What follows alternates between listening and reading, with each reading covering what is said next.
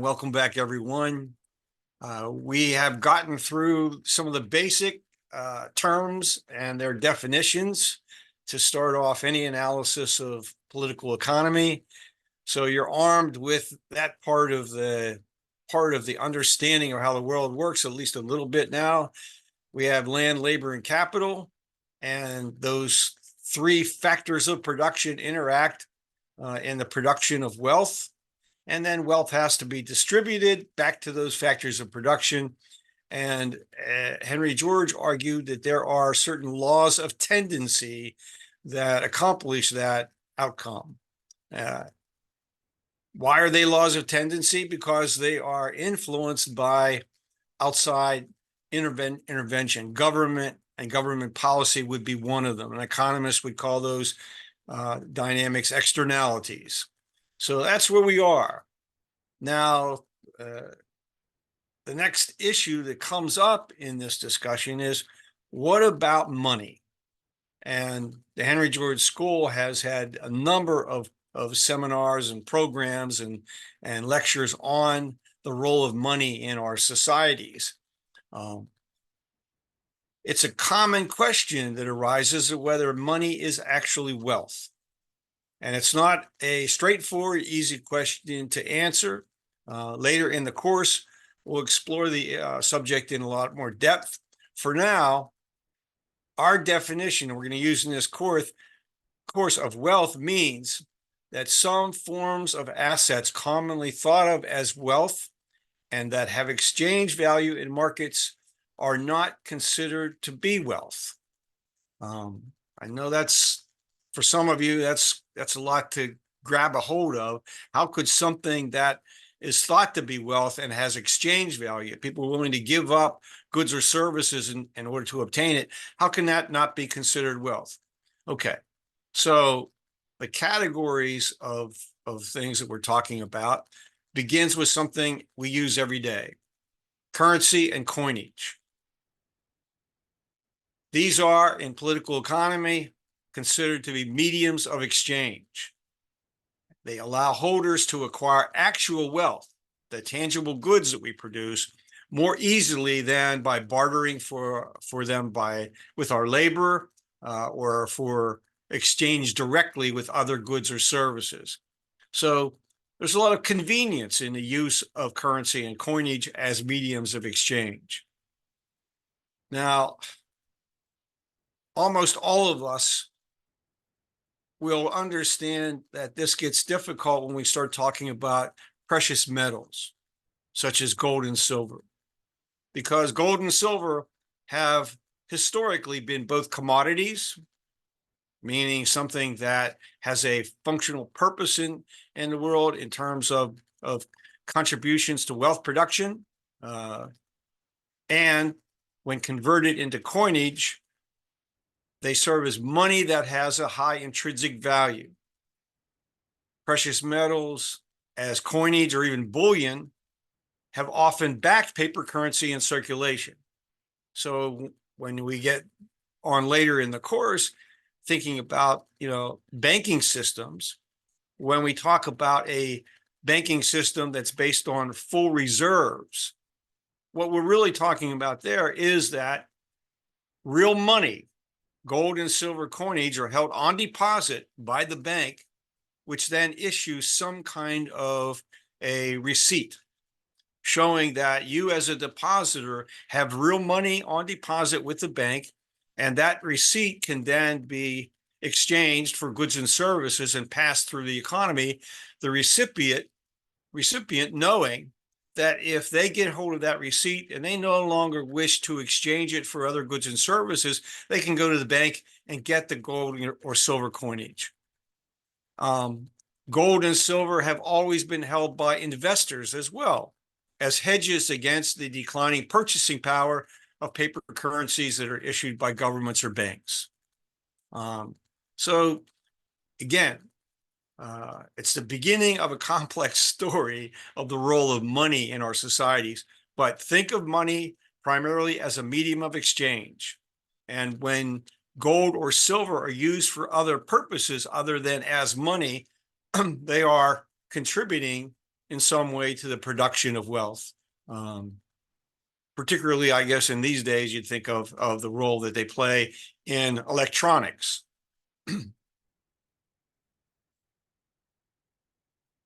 Now, there's also another category, excuse me,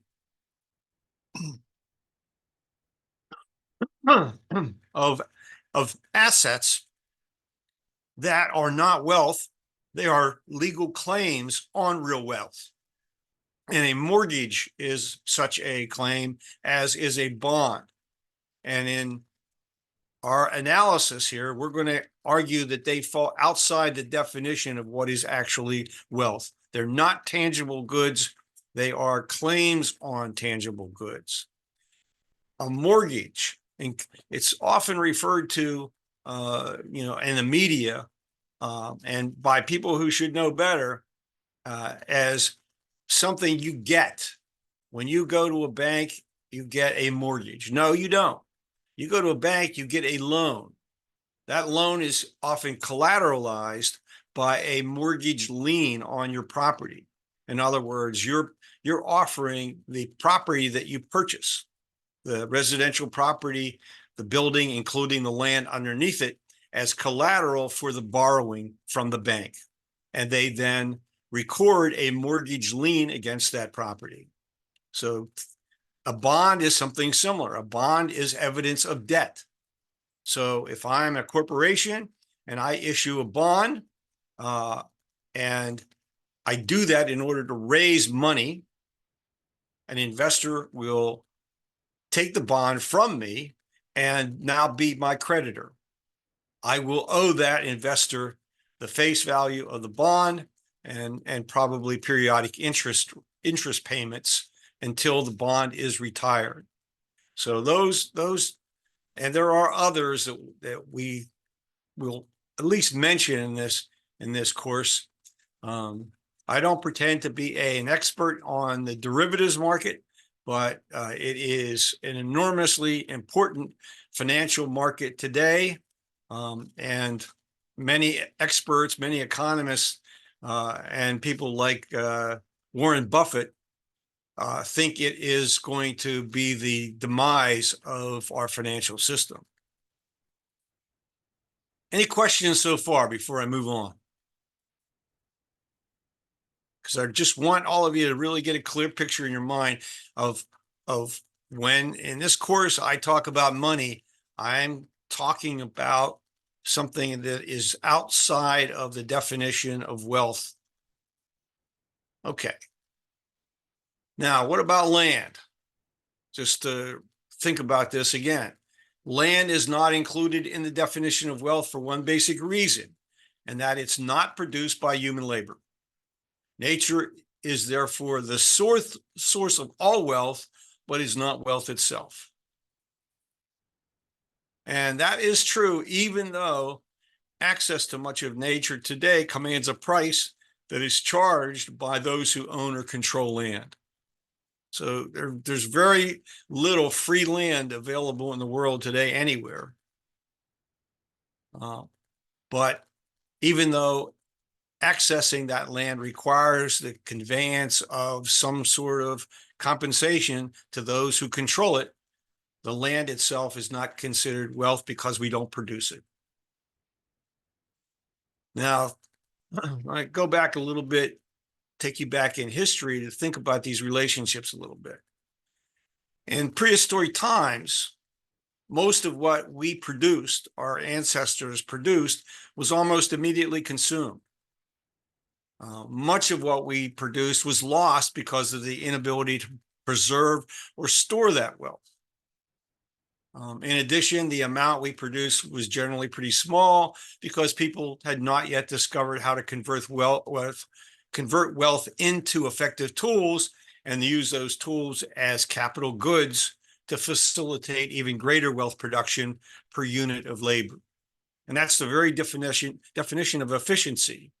A greater output of tangible wealth per input of the unit of land, labor, and capital goods.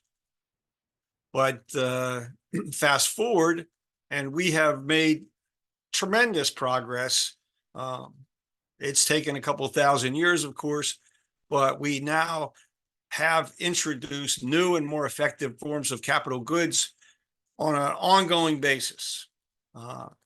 And this has brought on important changes as well in the overall organization of societies.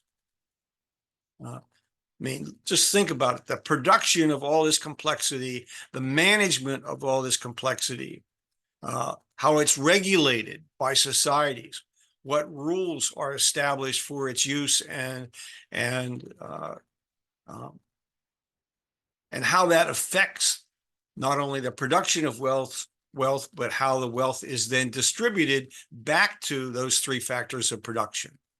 When you take a look at a corporate entity, for example, that owns this giant plant, they are landowners, they employ labor, they employ workers, and they own an extensive inventory of capital goods, and they may produce consumer goods as well.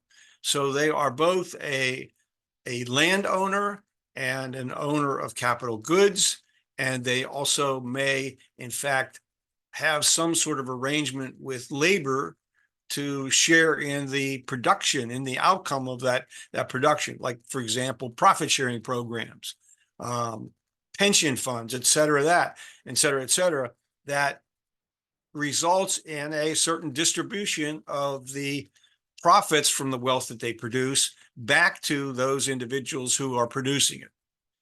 The question that is always raised by philosophers and by political economists, going back to Adam Smith and Henry George as well, was, is this system of wealth distribution fair? Is it equitable? Is it a result of relationships that are balanced? And we'll talk a lot about that as we get through the course. So here are just a couple other examples of what we can do. The extended life and usefulness of capital goods has considerably grown. We see in our cities now huge towers that can last for several hundred years if they're well maintained and taken care of. Periodically, those buildings will undergo considerable renovation. You think about any building that we build, it's a depreciating asset. Any machine that we construct is a depreciating asset. And so experts looking at what the component parts are of this equipment, the buildings, et cetera, they create depreciation schedules. And they basically say that this building, as it's built with the systems in it, will last X number of years unless there is a significant amount of renovation and upgrading done periodically. In a residential home, think about your own home. If you own a residential property, you know that on an ongoing basis, you're spending money for routine maintenance. And then about every decade or so, you're spending a huge amount of money to bring the property back to its original condition or near its original condition. You're putting on a new roof. You're replacing the heating and air conditioning systems. You may be replacing the windows. There may be other parts of the building that have to be replaced. And so that's part of this dynamic. You can think about the aggregate impact of all this, and we'll go through this later in the course by picturing in your mind a pie graph. And that pie graph, the size of it represents the stock of capital goods that exist at any moment in time. So that graph, and like this, I'll use my hands. As we produce things, that pie graph increases on an ongoing basis. But at the same time, we're consuming goods, they're depreciating, and so it's coming back. So at the end of a given period of time, let's say a year, what statisticians are looking at, what economists are looking at is has there been a net increase in the capital wealth that we have produced? Is a storehouse of wealth greater today than it was, a year ago or some other period? And that is an indication of economic growth. It doesn't say anything about the distribution of the wealth that's produced, but it just talks about the size of the wealth pie that exists. And we can get into, there's all sorts of nuances to that, because we often hear from economists the term per capita wealth.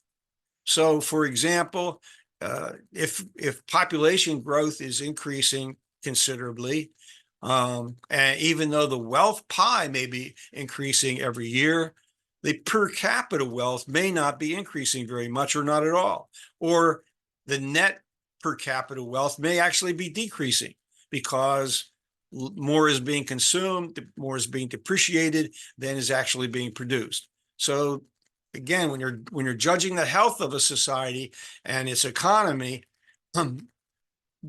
understanding the statistics involved requires a good deal of analysis. And in fact, in a couple of weeks, I encourage you to come back to hear the conversation that I had for the school Smart Talk program with Professor of Economics Jack Rasmus. I'm having a senior moment, but I just talked to him yesterday about this very subject, about how to interpret our national statistics with regard to employment, with regard to total production, with regard to all aspects of our economy. And it is a conversation mostly coming from Jack, which is well worth listening to. And I really urge you to look forward to it.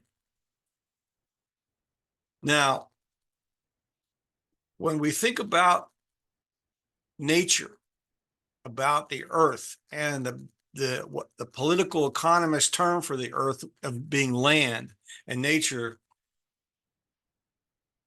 we know that each of us requires some access to the earth in order to survive.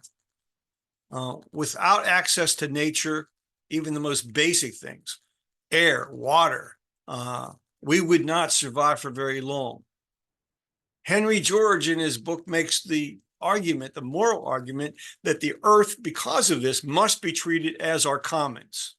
It must be accessible by all and under rules that guarantee full equality of opportunity. And so we get into a whole discussion in political economy, not just of market dynamics, but the role of government and our systems of law and public policy as important externalities that determine to a large degree whether or not the rules are fair and equal. Do we have just law justly enforced, or is our law derived from power relationships? As a result of hierarchy in societies where some are able to gain a very much greater control over the distribution of wealth than most of the others in the society. And if you're listening to the news, every day, wealth inequality in the United States and in other countries, it is a major issue. And our political leaders, some are committed to trying to do something about it, although they don't seem to exactly know what to do. And so the question is, are they guided by an understanding of how the world works so they can come up with changes in law and changes in public policy, which in fact will lead to the right outcomes, meaning a fair distribution of wealth. So if the earth is in fact our shared commons, this should have become a governing principle of systems of property law in every society. Unfortunately, that hasn't been the case. Other than the oceans, at least so far, most of the planet is claimed by some people to the exclusion of others. The very concept of the nation state, establishing borders, limiting immigration, limiting commerce, limiting travel between societies. All those are issues that we still have to deal with. The European nations have tried to deal with it, and to some extent with the European Union.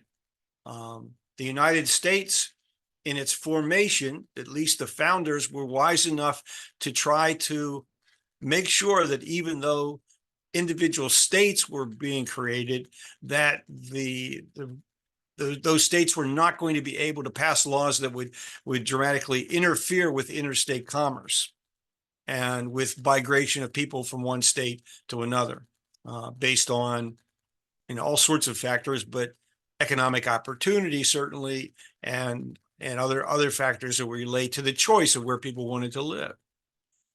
Well, the challenge is how to allocate access to portions of the earth, protect what we produce with our labor as our private property, and at the same time prevent some from gaining a monopolistic degree of control over land and natural resources.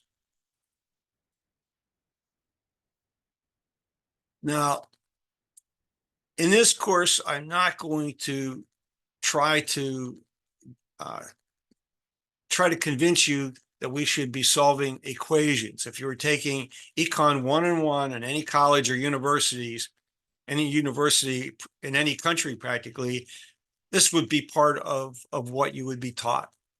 And the basic image that you see when you begin this discussion is this. This is just a simple graphic display of the interaction, the relationship between prices and the quantity of goods and services. It comes out in mathematics, it comes out of the one quadrant in what's called the Ed, Cartesian coordinate. Somebody with a math background help me out. The Cartesian coordinate system. So this is the one quadrant in that system that has all positive values, meaning that you can only start from zero. You can only consume what you produce. So you cannot consume more than you produce. And that gets reflected in this graph in some simple ways. On the horizontal axis is price. On the vertical axis is price. On the horizontal axis is quantity.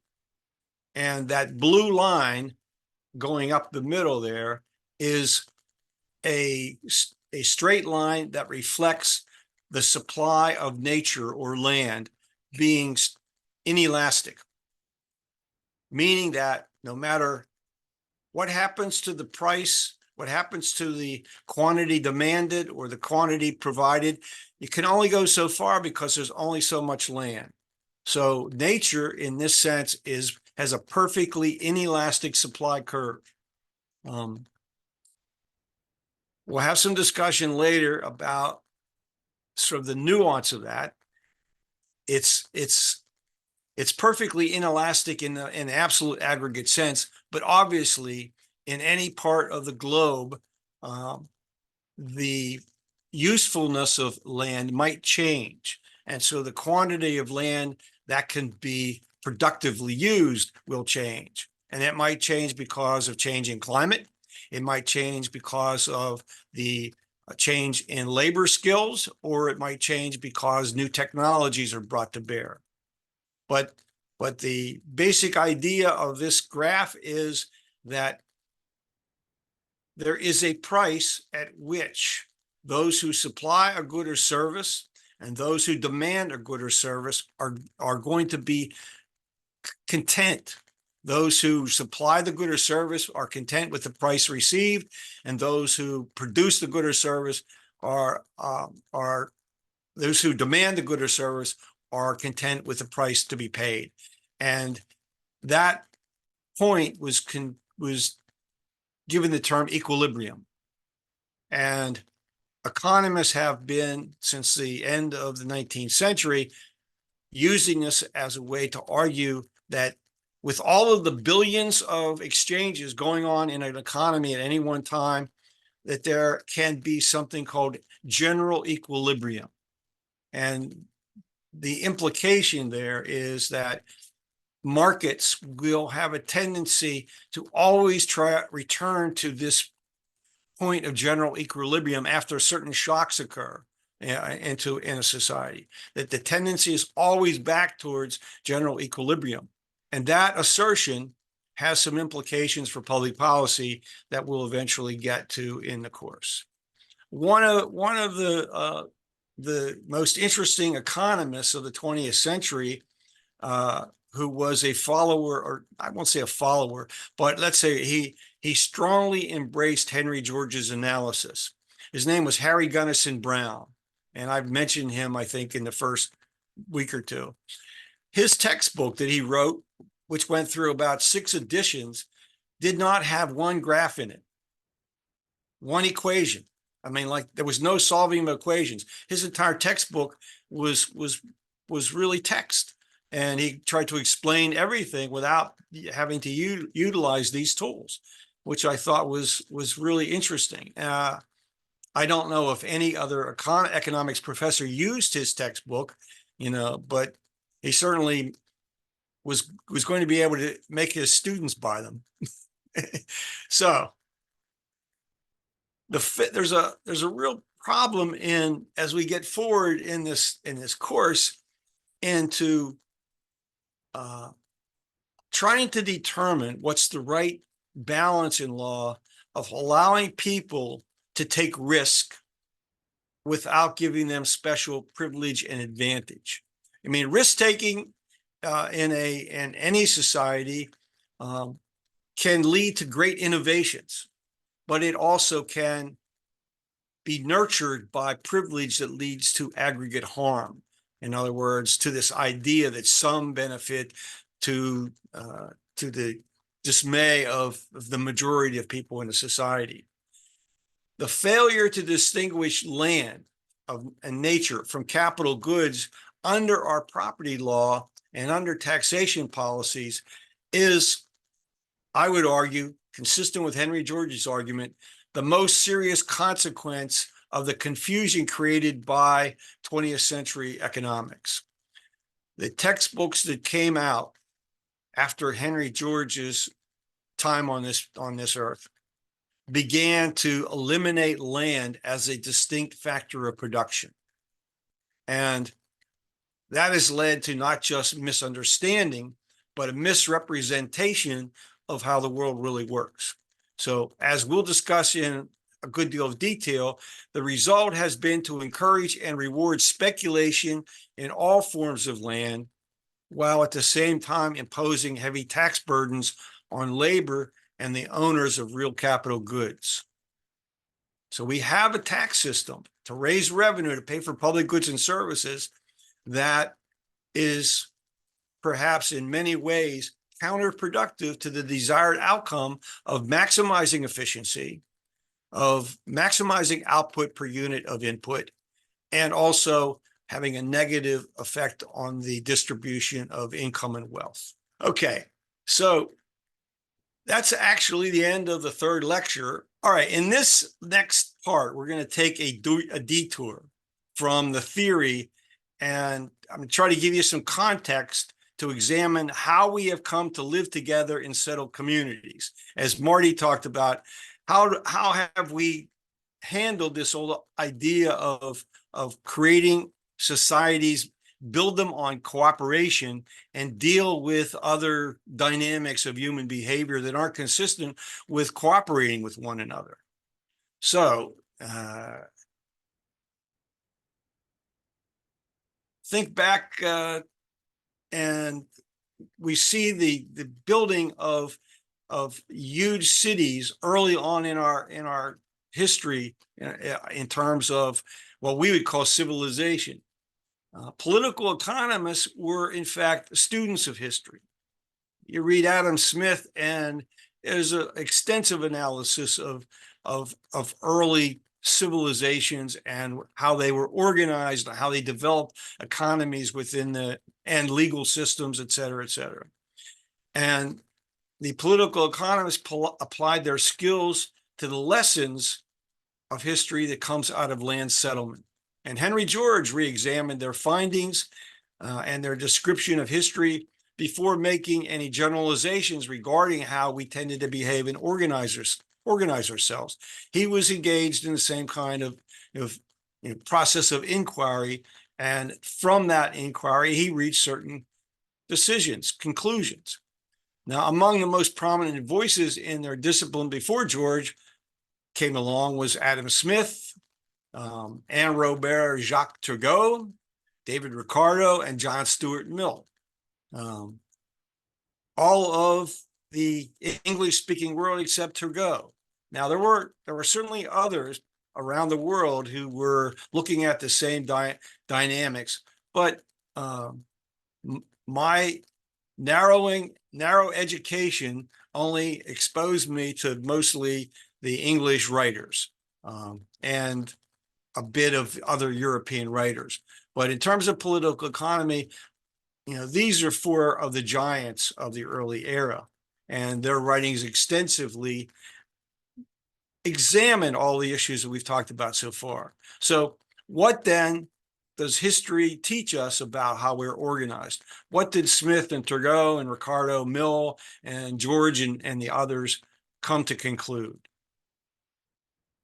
Well, to start with, when groups stopped migrating and they settled in one place, their societal organization changed and became much more formalized.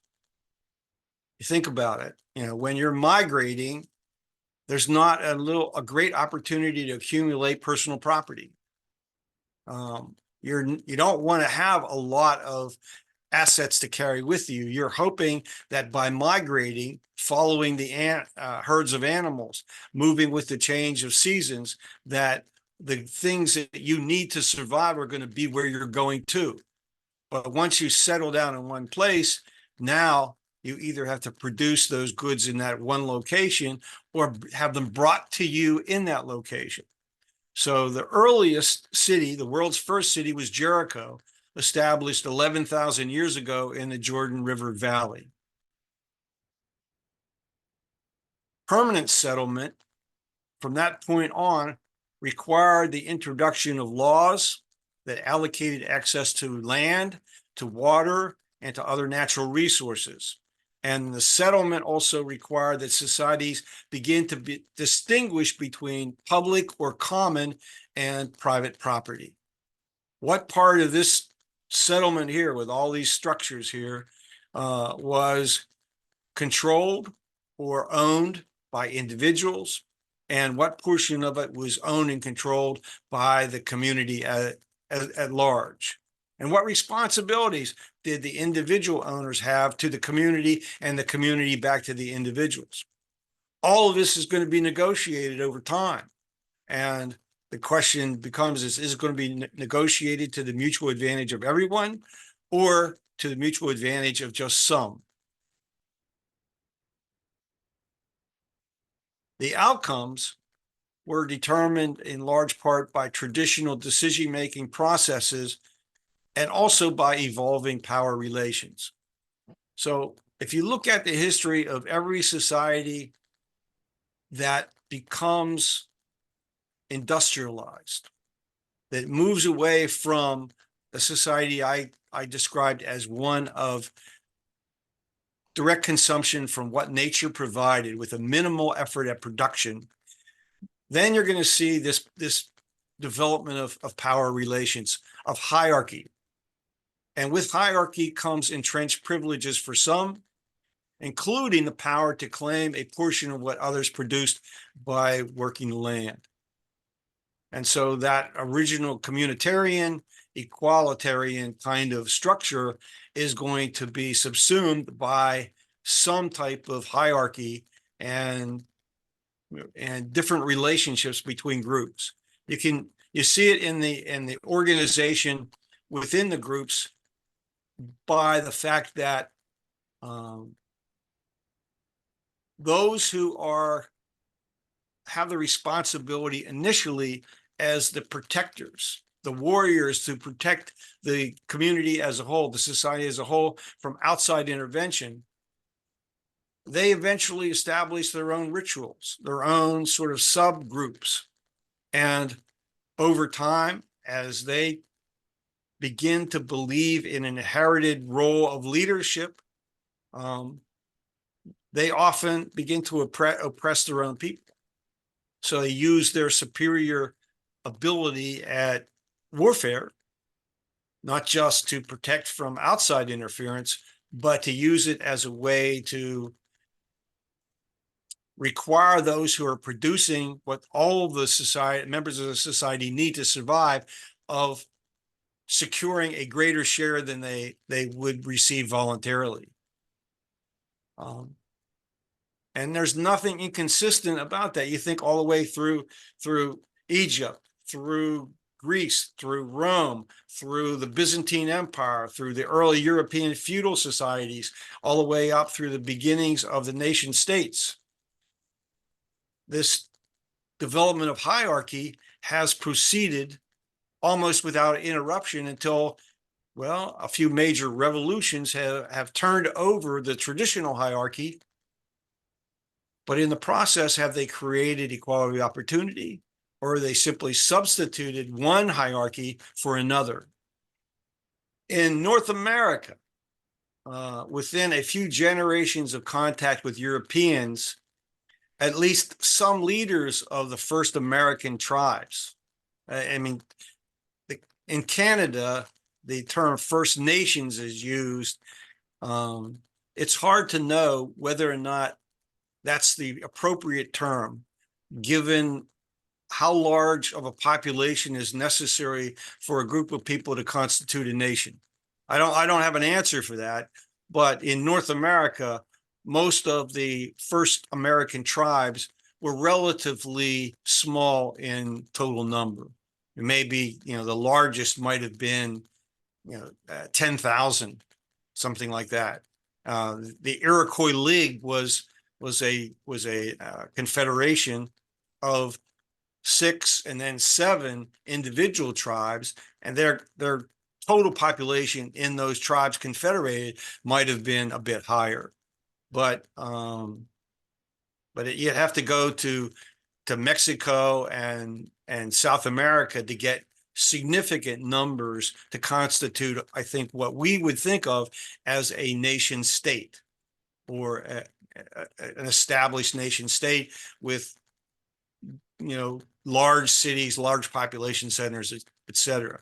But when the first American tribes, such as the Cherokee, which is one of the most important ones, came into contact with Europeans, they were relatively quick to adapt their cultural norms to accommodate the new reality that they were faced, meaning the constant interaction between themselves and European Americans.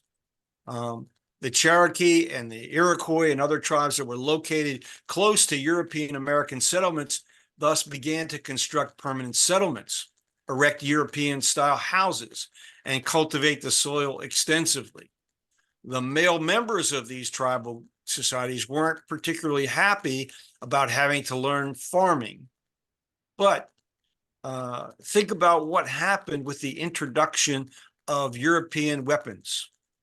Mm. When the tribal people got hold of rifles to replace bows and arrows and spears, they were able to migrate from a subsistence living to one of an exchange of a huge amount of animal hides in commerce. And so they were able to use their hunting skills to down the animals, create the hides that Europeans wanted as, coats, beaver that were in large supply across North America, until they were mostly all trapped out because Europeans liked to wear hats made out of beaver skins. But that changed very quickly the norms, the expected cultural norms and economic norms of those tribes that were close to the Europeans, because they were able to engage in that kind of commerce. At the same time, it decimated the animal population. So within a very short period of time, instead of being able to go out your back door and go hunting and bring down 3 or 4 deer or a bear or whatever, turkeys. You now had to go 30 or 40 miles. Henry George talked about the story of the savannah. And, when man seeks to satisfy his desire with the least amount of exertion. So if you're able to satisfy your most of your material needs without having to do much work, that's more power to you. But we also, by our behavior, can make it more difficult for us to meet our basic needs by our behavior if we don't think about the consequences of our actions. And so this is just part of the change that occurs when cultures meet that have a very different standard of technological development. So from the earliest period of permanent settlement, then, a fundamental need becomes access to nature. And this was denied to some, often the majority, in favor of a privileged minority. And in North America, it was acquired by conquest, to a certain degree by treaty, but eventually Americans of European heritage moved in. The way that tribal people supported themselves was made impossible, and they had 2 choices. They had to either migrate away, or they had to change their way of producing and begin to acquire the skills of agriculture and the related skills that were needed as well. Learn how to do blacksmithing, learn how to maintain and repair your own equipment, your own rifles, for example. All of that was going on, and it went on in every stage of human settlement. Think about it in these terms. When human beings first appeared on the planet, after a period of time, because they used up what was nature provided, they had to make a decision: either migrate as an entire group, or perhaps split up and go in different directions.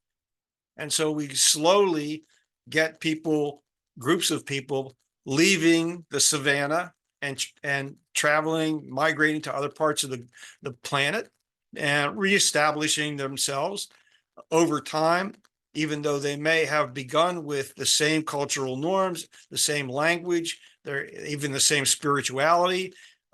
Over hundreds of years of separation, those values are going to evolve. Now, what happens if 500 years later, one of the groups is now migrating and comes up over a rise and sees another group attempting to access the same area? Well, there are 3 things that can happen. One of them is that they can see each other as fellow human beings, approach each other and decide, well, let's find a way where we can cooperate and share what we now each have discovered is available. That's one choice. What do you think happened most of the time? What are the other 2 choices that they had, and why? One is, okay, look, guys, we're looking at these people. Hey, look, all we have is spears, and they look like they have some superior weapons, and gee, they're bigger than us. So I think the wise decision is for us to just back off and go in another direction. The other group makes the other decision. Hey, look, I see these other groups are invading our territory. I know we can defeat them. We should drive them off. And so those are the 3 things that can happen. And sometimes cooperation happened, but not that extensively as history records. Now, there are instances of cooperation between different cultures.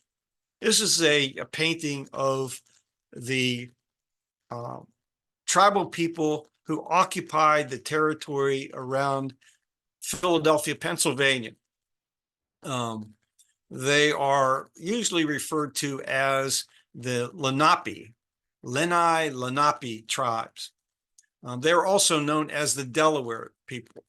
And there's a long history about them that's really interesting. But they lived in this area of what is now Pennsylvania at the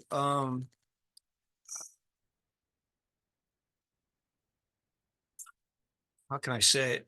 They were allowed to remain in that territory under the rule of the Iroquois League, which had defeated them in battle. And the Iroquois said, instead of driving them off, said, you can stay here in this territory for as long as you make no trouble. And if we call upon you for help with war against other tribes, that you will send warriors to help us.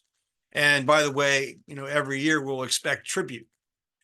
Well, when the Europeans came in the form of William Penn and the Quakers, Penn, although he had been given title to the land by the King of England, Penn realized that that in order to have peaceful relationships with these people, he had to treat them as though they were the legal or ethical owners of the land. And so he made an attempt to negotiate with them to allow the Europeans to settle there in peace with them. If he had perhaps the military power to do so, and if he wasn't a Quaker, maybe he wouldn't have done that. But William Penn, because of the grant received from the king, became, quote, the absolute proprietor of the province of Pennsylvania. And it was first established as a refuge for the migration of English Quakers who were being oppressed back in their homeland for their religious beliefs. During the 1670s and the 1680s, Quakers, including Penn, purchased from the British Crown most of the land that was settled later as New Jersey. So for a time, he was probably the largest single landowner in the world. Penn, in return, at the beginning of each year, all that the King of England asked from William Penn for this domain was 2 beaver skins and a fifth of any gold and silver that was mined within the territory. Not a bad deal. But William Penn's task was, of course, to make this part of the world safe for immigration, safe for the people that he wanted to attract to the colony to make it grow. He arrived in the New World in the fall of 1682. And he was determined, again, to establish peaceful relationships with these people. He gained their respect by moving among them without weapons or guards. Then he learned Indian dialects so he could conduct negotiations without interpreters. And he shrewdly acquired territory controlled by the Indians through these peaceful voluntary exchange means. Now, it's also true that the tribal people that he negotiated with had a different understanding of what these negotiations granted to the Europeans. They really did not understand the concept that land could be sold from one person, one entity to another. They thought of it as sharing. They thought of it as extending the opportunity to exploit the land and natural resources as a sharing process. Penn understood that the prospect of owning land was to many a more powerful reason to migrate across the Atlantic than freedom to practice one's religion. So while he wanted this to be a home for Quakers, he made it available to others. And this is a map of the area that was settled by these immigrants, and as a result of the purchases from the Indians over just this couple-year period. So you can see it's quite extensive. And if you, for those of you who are not in the United States, what you're looking at is a picture of part of New Jersey down here at the bottom, and at the middle of the slide is the Delaware River that goes all the way to the ocean. And so you have this waterway that creates a great opportunity for commerce. And so when Philadelphia gets established, of course, it becomes a major center of trade and commerce for people traveling north and south. And then these are up the river are the northern counties of Pennsylvania as it exists today.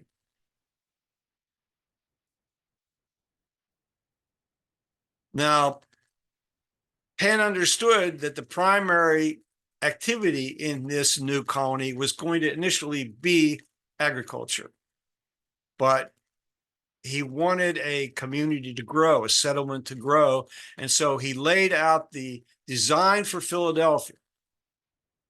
And this is one of the first streets. This is called Elford Alley, and it is, if you visit Philadelphia, this is one of the streets that you'll want to take in, because it's the earliest, homes that were constructed in the city, and they're still, largely privately held, but they some of them are available to be entered into from time to time during the year.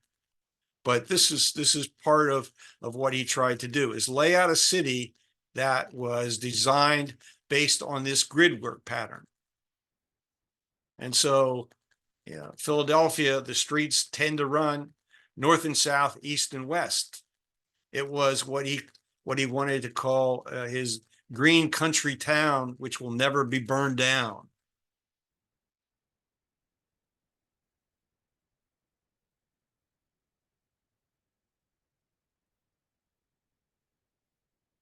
In that grid pattern, let me go back to that a second. There were large lots. They divided the municipality into 4 quadrants with 2 main streets going east, west, and north and south. And the other east-west streets were named after trees. So it's really easy to walk around Philadelphia. It's almost impossible to get lost unless you venture too far out of the center part of the city, because of this grid design. Now, I'll mention this now. This design from that point on was replicated all across North America, even when the topography wasn't conducive for doing so. So Philadelphia is flat. I mean, and so it's easy to have a city designed this way.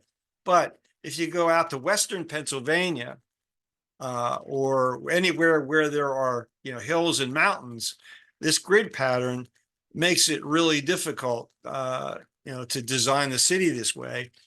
And in fact, I grew up in Pittsburgh, or right outside of Pittsburgh, and Pittsburgh is very hilly.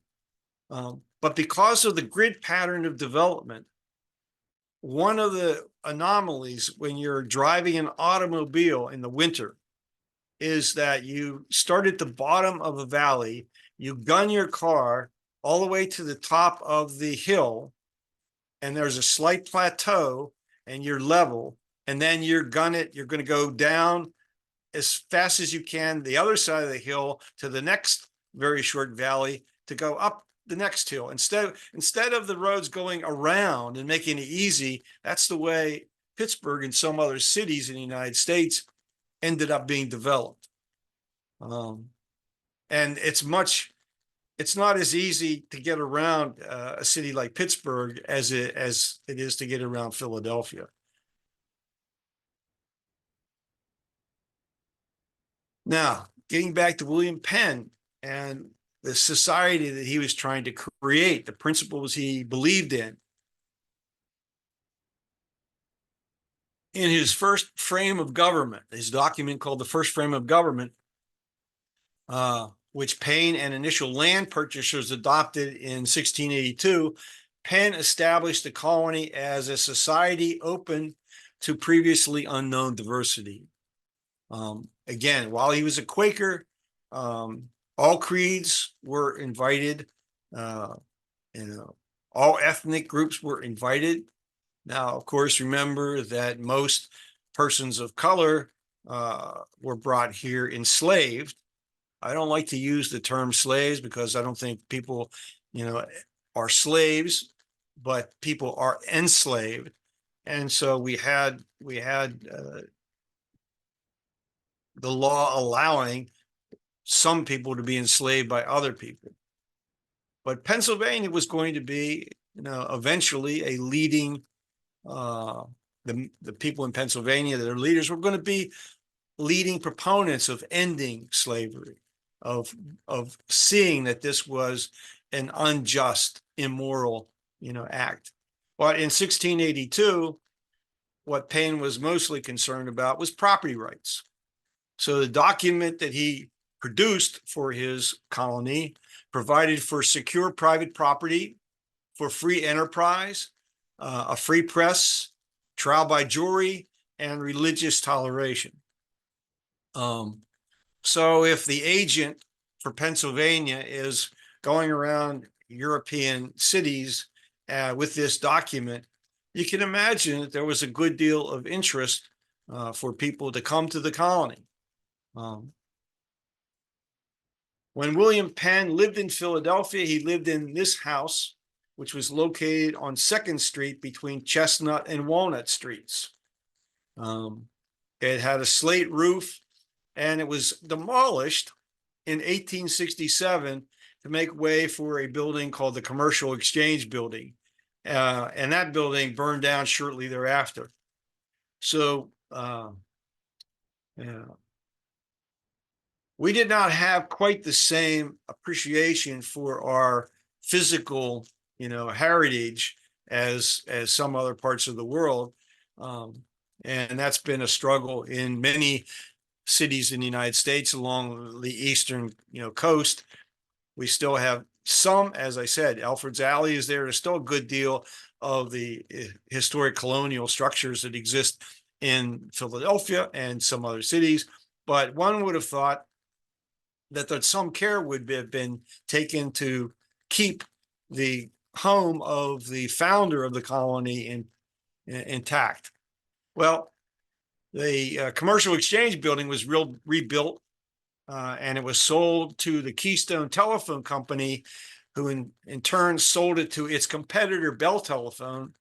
And then in 1976, that building was torn down. And so the historic location, as is the case in many parts of cities in the United States, goes through a number of changes in land use over the centuries. And it's only by civic determination or good luck that a lot of these buildings continue to be with us. There's another story that's a tangent, but I think it's an interesting one. The United States celebrated its sesquicentennial of the Declaration of Independence in 1923. So to get ready for that, the country, I guess the federal government, a foundation was established. They raised money and they reconstructed the original colonial Philadelphia south of the actual city in an area that was owned by the U.S. Navy. And it was a remarkable reconstruction of the buildings of that era. Tourists came and enjoyed it. And immediately after the end of the sesquicentennial celebration, it was all torn down and sold to a developer to bring in housing. One visitor to Philadelphia at the time, who visited the new The new old Philadelphia said one of the biggest differences was that the new constructed area was much cleaner than the actual city. So what else did Penn do? Okay. For Pennsylvania, he adopted what was called the head right system of land allotment. Each colonist was granted 50 acres of farmland. He and his heirs, means Penn and his heirs, sold and leased land to colonists, and they collected ground rents. However, during his lifetime, Penn did not collect enough in ground rents to offset the costs of administration paid out of his personal assets. So for him personally, the colony was a losing proposition financially. However, his descendants became very wealthy landowners who were exempt from taxation by the colony, which was a really major political issue later. But they were very shrewd investors, Penn and his descendants, his sons and grandsons, etc. Because when you look at this map of Philadelphia, see the Delaware River. Well, they were smart enough that they held on to quite a few of the lots that were right adjacent to the river. And so they would sell some, and others they would lease. And as time went on, and as commerce and river traffic and as ships occurred, the value of those lots next to the Delaware River climbed and climbed. And so by holding on to many of those lots, you could say that the Penn family proprietors were land speculators, but they weren't keeping the land out of use, but they were in fact being the recipients of the rising ground rent value, as well as the capitalization of those ground rents into a selling price for that land.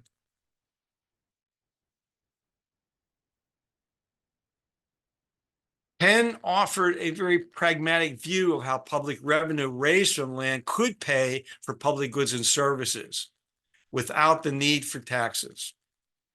Sounds very much like exactly what Henry George concluded 2 centuries later, that revenue raised from the land could pay for public goods and services without the need for taxes. He wrote this: if all men were so far tenants to the public that the superfluities of grain and expense were applied to the exigencies thereof, it would put an end to taxes. And the only issue there is, would he have exempted himself and his own family from having to pay those taxes? In modern terms, I think what is meant here is that if the land was held by the community and leased to individuals under competitive bidding, the amount of revenue raised would make taxes unnecessary. I don't know that Penn had yet reached the conclusion that taxes on labor and on capital goods and on commerce was unjust, but he did reach the conclusion that it could be made unnecessary and therefore would be a major factor in the economic development of Philadelphia and Pennsylvania. So in a sense, I argue that Penn was a visionary ahead of his time. During the early decades when settlers arrived in the Philadelphia region, land was still very abundant and very affordable. The settlement of the vast North American coastal regions provided real opportunities for a better life for the sons and daughters of European farming families, unable to further divide their land holdings. And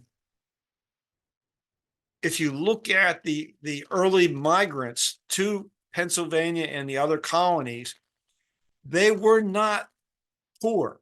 They were yeoman farmers, again, who back in England, in Scotland, in Wales, in Ireland, in the Netherlands, etc., they had land, they had some wealth, but they were able to come to North America with their skills as farmers, and they would be able to settle and farm on estates many times larger than what they had control of back in the old country.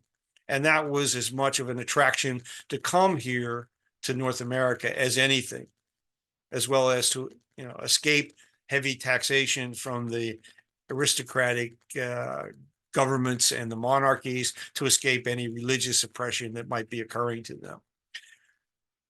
For those who came here and their descendants, the question was how long this happy circumstance would in fact continue.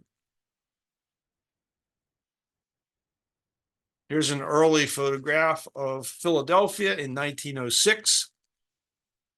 It shows you just how much it had grown and been developed. The fertile land within and around Philadelphia from Penn on continued to attract newcomers, and farmers brought their produce to the city's main market area. After the end of the Civil War, this section, the Dock Street section, became the city's principal food market.